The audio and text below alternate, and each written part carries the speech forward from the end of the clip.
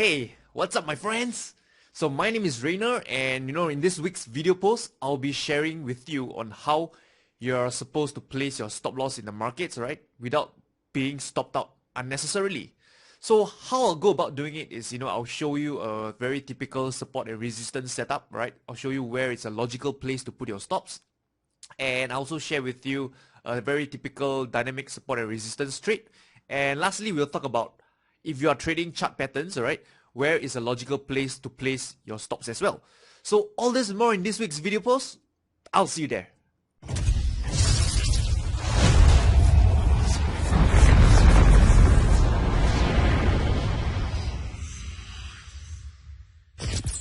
Okay, so the way you should be placing stop loss, a logical stop loss in the market, is at a place where your initial trading idea is invalidated, right? So let me write that down, right? The location should be at where your initial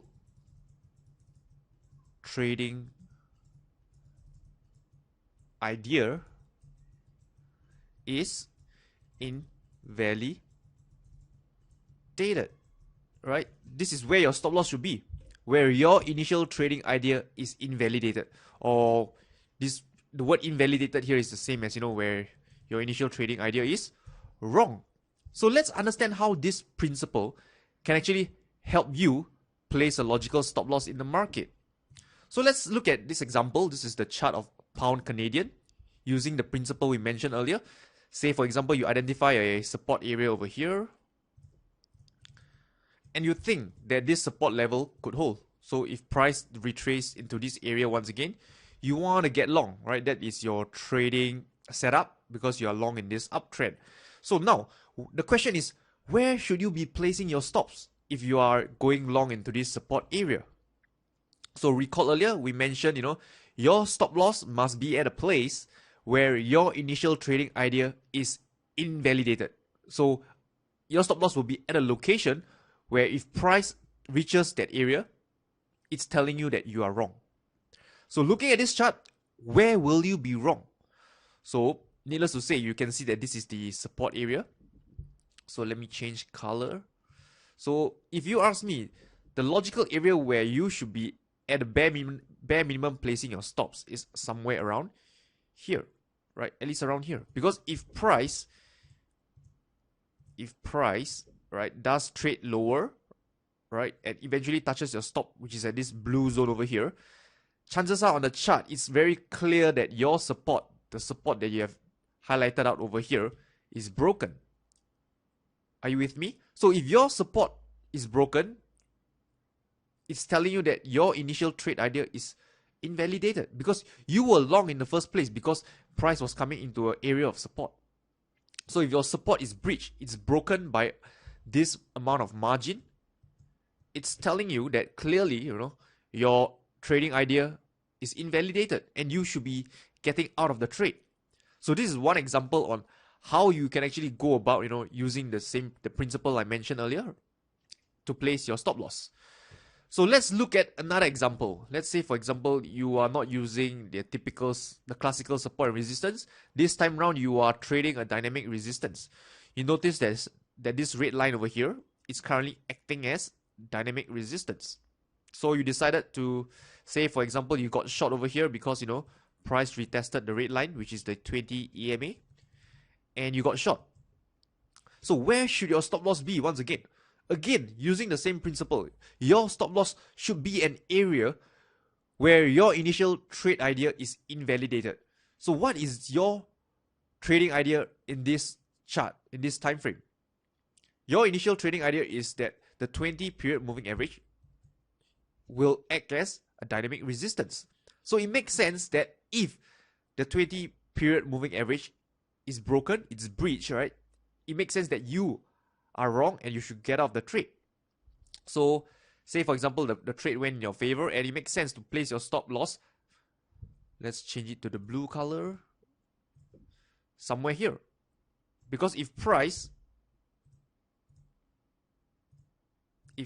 does retrace higher and touch this blue area over here, it's telling you that your 20 period moving average, which is currently acting as a dynamic resistance, it's clearly breached, it's broken, and there's no reason for you to stay in a trade any longer. So again, right, we have used the same principle, all right? Your stop loss should be at a place where if it is triggered, it is telling you that your initial trade idea is wrong. So last but not least, let's look at a final trading example. Let's say, for example, you're not trading the typical support and resistance or the dynamic support and resistance, but rather you are trading, say, a head and shoulders pattern. So on this chart, we can identify this is the left shoulder, this is the head, this is the right shoulder, and this is the neckline. Say, for example, you are wanting to trade this head and shoulders pattern. You traded the breakout towards the downside over here. So now, where should your stop loss be? Again, we go back to the first principle. Your stop loss should be at a location where your initial trading idea is invalidated. So where is this location for this head and shoulders pattern?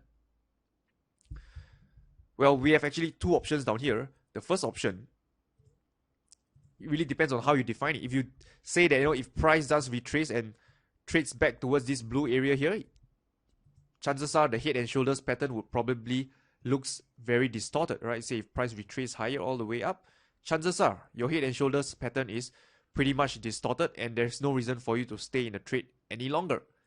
But then again, right, some may argue, oh, Rainer, it could be a complex head and shoulders forming up.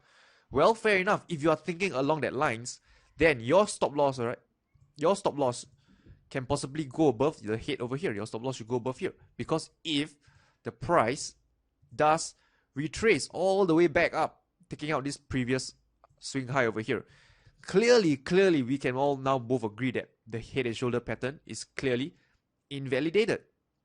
So again, this is how you would go about placing stop loss in the market. You don't place stop loss in the market based on some arbitrary number like 1%, 2% price move against you or a dollar amount that you're prepared to lose, because the market does not care how much you're prepared to lose, right? The market is based on structure. So you always want to place your stop loss at a location where your initial trading idea tells you that you are wrong.